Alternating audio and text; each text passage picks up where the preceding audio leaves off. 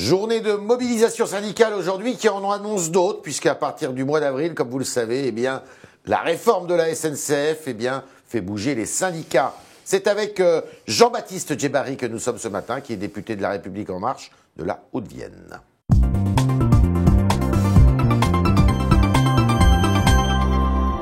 Et par ailleurs, rapporteur de la loi d'habilitation, précisément sur la SNCF. C'est pour ça, on va en parler beaucoup. Petite question avant. Nicolas Sarkozy, donc, garde à vue, mise en examen. Il intervient ce soir à la télévision. Est-ce que vous trouvez qu'il doit, comme ça, intervenir juste après sa mise en examen ?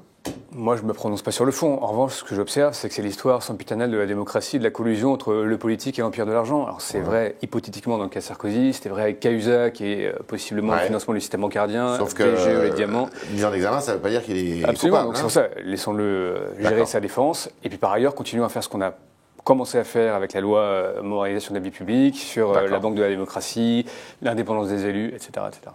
Alors, journée de mobilisation syndicale aujourd'hui. Il s'agit de la fonction publique, mais les cheminots vont se greffer à cela. C'est le début des ennuis pour le gouvernement ? Non, c'est le début de l'exigence d'expliquer ce qu'on fait et de surtout pas faire la confusion des sujets qui n'amènent aucune clarté au débat. La SNCF, c'est une réforme qui a un sens et qui vient d'un constat. Le constat, c'est qu'on a une triple impasse du système ferroviaire. Problème sur le coût. Oui, regardez, voilà, comme ça, Problème sur le coût, qui est majeur, 3 milliards de dettes chaque année, 50 milliards de dettes à éponger, et il faudra que l'État prenne ses responsabilités. Problème sur la qualité de service, et ça tout le monde le sent bien et le subit encore. Le vrai sujet, c'est la SNCF, c'est pas la fonction publique ? Non, le vrai sujet, alors il y a un sujet fonction publique qui doit de toute façon effectivement évoluer. Ce sont des nouveaux métiers qui arrivent, on a des sujets d'accessibilité du service public dans les territoires. Enfin, il y a plein de sujets. Il faut poser les bons diagnostics et proposer les bonnes solutions. La grève perlée que vont conduire les cheminots, 3 mois, disent-ils, 3 jours de travail, 2 jours de grève, elle vous inquiète cette grève ? Non, mais ce que j'observe déjà, c'est que Sud ne devait pas faire grève aujourd'hui. En tout cas, les syndicats cheminots ne devaient pas faire grève. Sud fait grève. Donc, on verra comment ça se passe effectivement sur cette grève perlée. Le front syndical est divisé ? Le front syndical est divisé, c'est sûr. Y compris sur la réforme de la SNCF ? Y compris sur la réforme de la SNCF. Tout le monde ne met pas la même chose dans ce qu'on comprend comme étant le statut. Tout le monde n'a pas les mêmes enjeux. Par exemple, CGT, pour être très concret, CGT, Sud et FO sont opposés au principe même de la mise en concurrence. D'autres syndicats plus progressistes l'ont travaillé depuis des années et on peut avancer avec eux sur les modalités. CFDT notamment, UNSA. Évidemment, sur le principe, ils ont des doutes sur l'efficacité d'une mise en concurrence, mais on peut avancer sur le fond du sujet. Vous parlez avec eux ? Absolument. J'étais encore tout à l'heure avec UNSA Ferroviaire, j'étais avec la CFDT, la CGT, FO hier. On a rencontré l'ensemble des syndicats, à la fois dans le cadre des auditions que je mène en tant que rapporteur de la loi et dans le cadre des concertations multilatérales qu'on a au ministère. Est-ce que c'était bien habile, alors que justement le gouvernement fait de la concertation un de ses piliers de gouvernance, est-ce que c'était bien utile de passer par des ordonnances ? Alors, je pense qu'il y a 2 éléments. Le premier, c'est qu'il fallait aller vite parce qu'on est obligé de transposer... À cause de la concurrence internationale, des directives européennes. En revanche, et j'en discutais encore ce matin avec le Premier ministre, c'est important qu'on traite les sujets sociétaux, sociaux dans la loi. C'est la raison pour laquelle on va essayer de cantonner, mais on avance bien, on va essayer de cantonner dans les ordonnances les sujets techniques. Je crois que ça n'intéresse pas grand monde de savoir comment on va transférer des matériels roulants entre la SNCF et les régions. Et les sujets qui intéressent tous les Français, les tarifs sociaux, le modèle social, on va le discuter dans la loi. C'est quoi ça, le modèle social ? C'est quoi ? C'est le statut des cheminots, c'est comment on organise... Statut de l'entreprise ? Statut de l'entreprise, la gouvernance, comment on organise le transfert d'un cheminot qui aujourd'hui est à la SNCF et qui peut-être demain ira travailler dans une autre entreprise ferroviaire qui viendra en concurrence. C'est des sujets extrêmement concrets. C'est aussi le calendrier, savoir comment on organise entre aujourd'hui et 2024 et ailleurs la concurrence, parce que vous savez très bien que le réseau ferroviaire en Ile-de-France, il est beaucoup plus complexe, par exemple, qu'en Limousin. Donc il faut absolument qu'on cadre ces sujets-là qui sont concrets. Le courriel, il y a un courriel qui a fait beaucoup de bruit hier, révélé par Guillaume Pépi à la radio, adressé par le secrétaire général de la CGT de Paris-Sud, qui dit il faut désorganiser le travail des jours qui seront ouvrés, précisément, c'est-à-dire des 3 jours de travail.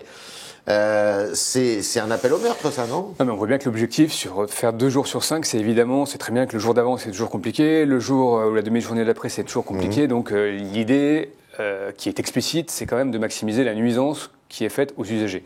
Moi, je pense qu'on n'a pas besoin de ça. Et ça n'honore personne que d'avoir des stratégies. Pour vous, les syndicats sont dans des jeux de rôle, c'est-à-dire chacun joue un rôle. Non, pour moi, ils ont des réflexes qui sont un peu datés. Et je vais être très explicite. Ils ont eu l'habitude souvent de faire le bras de fer, y compris médiatique, avec les politiques et de s'arranger derrière.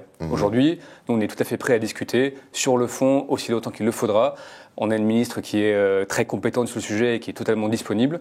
On a un gouvernement qui pense la même chose. Il n'y a pas des négociations parallèles. Et je pense que c'est un peu déconcertant. Mais pour autant, on maintient une porte qui est totalement ouverte. Alors, et on avance d'ailleurs. Là-dedans, il y a l'opinion publique qui peut être considérée être prise en otage. Il faut gagner la réforme. Il faut gagner l'opinion publique. En 1995, elle avait fait grève par procuration. C'est ce qu'on a dit. Est-ce que vous pensez que ça y est, là, l'opinion publique a évolué et qu'elle est davantage pour la réforme et de votre côté? Mais je pense qu'on gagne l'opinion publique si on leur explique qu'à la fin, c'est-à-dire dans 3, 4, 5, 10 ans, on a un service public ferroviaire qui fonctionne mieux. Et ça veut dire qu'on a beaucoup moins de retard, beaucoup moins d'annulations, qu'on a une offre, en tout cas des horaires qui sont plus adaptés à leurs besoins. C'est ça qu'on veut. C'est pour ça qu'on fait la réforme. C'est pas pour... Il y a un ras-le-bol de l'opinion publique sur la qualité du service qui est offert par la SNCF. Je crois qu'il y a un service public et je crois que tout le monde est responsable. On a laissé à la fois se dégrader le service public, la qualité du service public, et on n'a jamais eu le courage de faire les réformes. Nous, on fait exactement l'inverse. On traite la réforme, même si parfois, effectivement, ça peut crisper et au départ être un peu impopulaire, et on essaye vraiment de façon très volontariste d'améliorer le service public. Est-ce que c'est une réforme qui va coûter de l'argent ?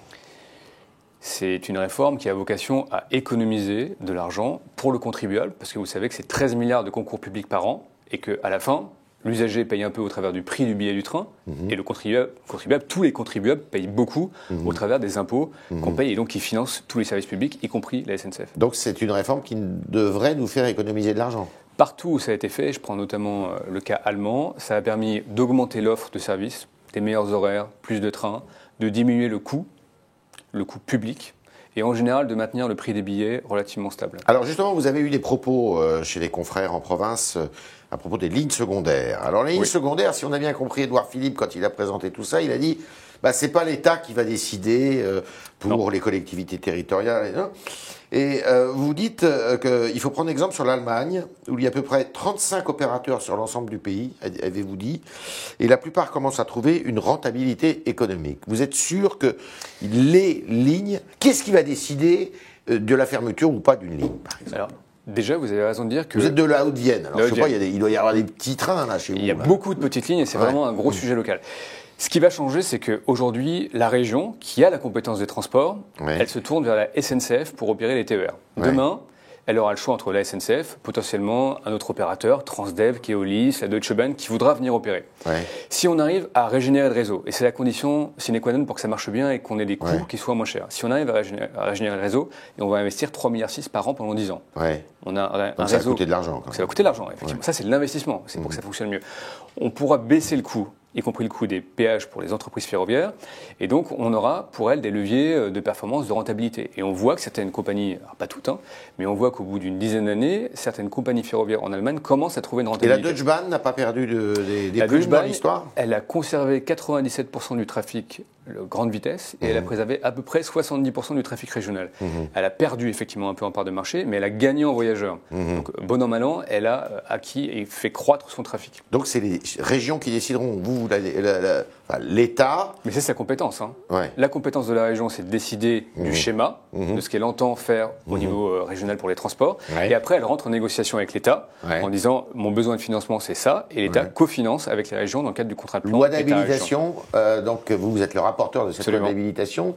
Pour nos internautes, ça veut dire que vous habilitez le gouvernement à réformer. Procéder par ordonnance. Après, il y aura une loi de ratification qui viendra fin mai, à peu près. Quel est le timing alors? Loi d'habilitation, c'est quand? C'est à partir du 3 avril et jusqu'au 17 avril, donc dans 15 jours maintenant. Et la loi de ratification, donc après, le gouvernement écrit les ordonnances et vers fin mai, la concertation, il n'y a plus de concertation à partir du 19 avril? En fait, on continue en même temps la concertation jusqu'au 30 avril environ. Et à partir donc de fin mai, on aura la ratification des ordonnances. Ce qu'on essaie de faire en même temps, c'est l'engagement. Ratifier fin mai les ordonnances? À peu près, c'est pas du tout contractuel ce que je vous dis, mais c'est l'idée qu'on a. Avant même la fin de la grève alors? Annoncé? Avant même la fin de la grève, annoncé. Et ce qu'on essaie de faire, et ce qu'on a obtenu ce matin du gouvernement, c'est d'avoir en dur des dispositions sociales dans un projet de loi qui sera déposé à peu près dans le même calendrier pour avoir ce débat parlementaire important sur notamment le modèle social. Il aura lieu quand le débat parlementaire? Au mois de mai alors? À peu près dans la même période. Je crois qu'on a une période de dialogue entre avril et juin qui se prête assez bien à traiter l'ensemble du sujet ferroviaire. Et après la ratification, qu'est-ce qui se passe? Après la ratification, on organise la mise en concurrence et la SNCF, qui a présenté son plan stratégique, commence à produire. Et tout ça, ça se fait par décret ? Il y a une partie qui est de l'ordre effectivement du réglementaire, qui sera faite par décret, puis il y a une grande partie qui est de l'ordre de l'organisation de l'entreprise, dans laquelle l'entreprise va s'organiser. C'est la direction de l'entreprise. Absolument, la direction de l'entreprise. Guillaume Pépi va rester PDG de l'entreprise ? Au moins jusqu'en 2020, puisqu'il a dit ne pas se représenter après son mandat en 2020. Et puis il y a une partie sociale qui est importante, qui est la négociation de la convention collective. Ça a commencé en 2014, c'est pour l'ensemble du secteur ferroviaire, et ça concernera notamment les sujets les plus sociaux que... Je suis cheminot sur la ligne, je dis n'importe quoi, Issoudun. Hein. Ouais. Je veux passer justement, je vais aller travailler chez Keolis. Mon statut, je le garde. J'ai mon sac à dos. Alors, vous avez le statut et, et vous le gardez. Ça, c'est vous allez chez Keolis. D'abord, il va falloir qu'on définisse un petit peu les modalités de retour, parce que vous savez bien que quand on ouvre la concurrence, si c'est Keolis qui vient ou Transdev qui vient, ce sont des entreprises qu'on connaît, qui sont établies, qui sont solides. Il faut aussi envisager le cas d'une entreprise qui vient et qui se passe... qui se casse la figure. Qui se casse la figure, très clairement. Donc il faut, sur une période assez longue, envisager les modalités de retour du cheminot. Ouais. Quand je dis assez long, c'est 5, 7, 10 ans, il faudra regarder exactement comment ça se passe. Et après, il faut savoir ce qu'il y a comme droit. Ouais. Et évidemment, la rémunération, par exemple, ce sera un droit qui sera préservé. Vous allez mettre fin là aux beaux-frères et aux belles-sœurs qui peuvent voyager quasiment gratuitement ? Les facilités de circulation ne font pas partie de la réforme, ça relève de la direction de l'entreprise qui aura traité ce sujet.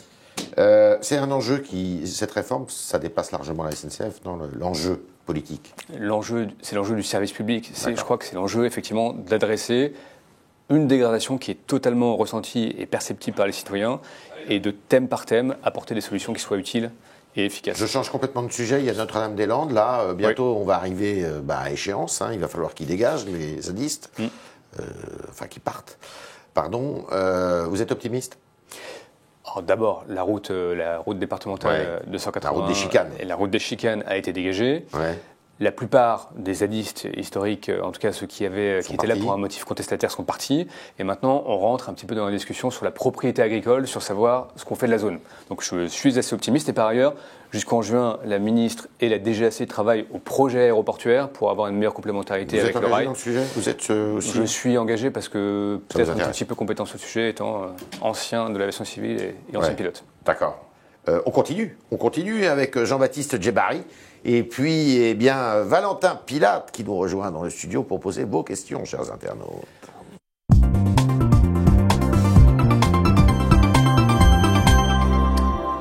Bonjour Valentin. Bonjour Yves, bonjour Jean-Baptiste Djebari. Bonjour. Alors, première réaction de Philippe, toujours sur la SNCF. Oui. Je le cite. Comment peut-on encore accepter qu'en France, en 2018, nous ne soyons toujours pas capables de limiter, voire d'interdire des grèves d'une telle ampleur qui mettent des millions de Français dans la galère ?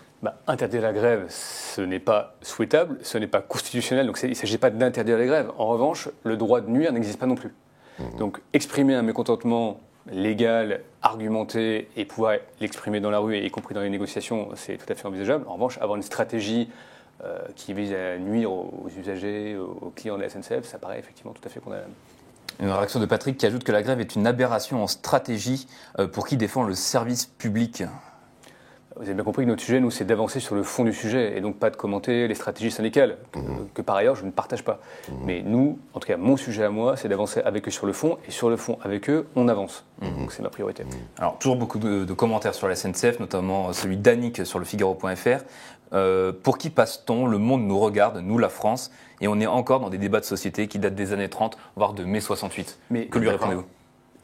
Alors oui, je suis d'accord, mais la vision du monde change aussi un peu sur la France. Moi, j'ai beaucoup voyagé ces 10 dernières années, et la vision sur la France, elle était quand même d'un pays rétrograde qui n'arrivait pas à se réformer. Aujourd'hui, la France de l'extérieur, et j'étais encore la semaine dernière aux États-Unis, la vision de la France d'aujourd'hui, elle a changé. Alors évidemment, on a ces soubresauts aujourd'hui qu'on connaît avec ces mouvements sociaux. Je pense qu'il faut redoubler de pédagogie et d'explication sur ce qu'on fait, et surtout pas faire la confusion des sujets, mais le regard de l'extérieur, il est totalement restauré, et je crois que c'est tout à fait positif. Vous pourriez dire la même chose dans 3 mois, là, quand il y aura eu 3 mois de grève ? Vous me réinviterez et on verra avec à quel état je me trouve. Pour Sich, sur le Figaro.fr, au final, cette réforme, ce n'est qu'obéir à l'Union européenne. Je le cite, il dit « pour faire plaisir aux copains ». Votre réponse ? La libéralisation du transport, c'est effectivement c'est une volonté à la base de l'Union européenne. Et qui fait l'Union européenne? Ce sont les gouvernements. Donc c'est une volonté politique. Et par ailleurs, c'est une demande des régions. C'est les régions qui veulent qu'on ouvre le TER à la concurrence. Ouais. Donc tout ça est absolument... c'est un faux discours. Faux discours. Ouais. Toujours sur le statut des cheminots pour le coup, tout fout le camp sur le Figaro.fr avant d'entrer sur ce studio. Aimerait savoir si un jour votre statut, vous, les avantages des politiques pourraient être revus. En l'occurrence. Vous le resserrez souvent, ça. Non, mais d'abord c'est revu. Les régimes de retraite spéciaux des députés et des parlementaires n'existent plus. On a voté contre. En tout cas, on les a supprimés durant l'été. Puis par ailleurs, la réforme constitutionnelle va quand même viser à réduire le nombre de parlementaires d'un tiers, ce qui n'est pas tout à fait rien. Donc on s'applique à nous-mêmes l'exigence de la réforme.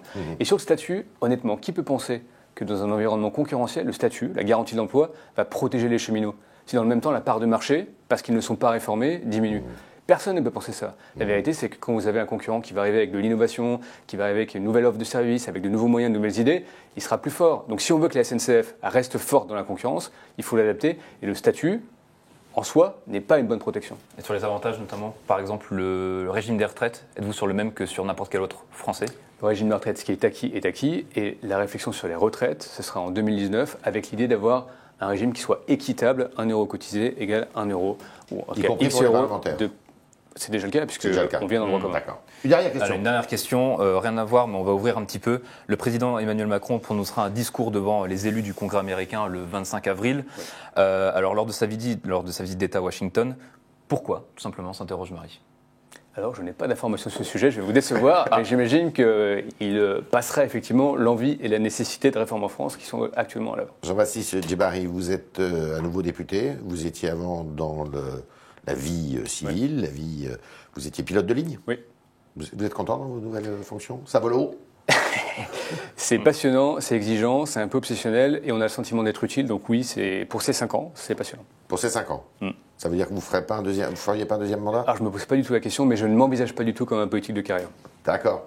C'était Jean-Baptiste Djebbari, député de la Haute-Vienne, député de La République En Marche, le parti du président. Merci. D'avoir répondu à nos questions. Et merci Valentin Pilate de vous être fait le médiateur des questions des internautes.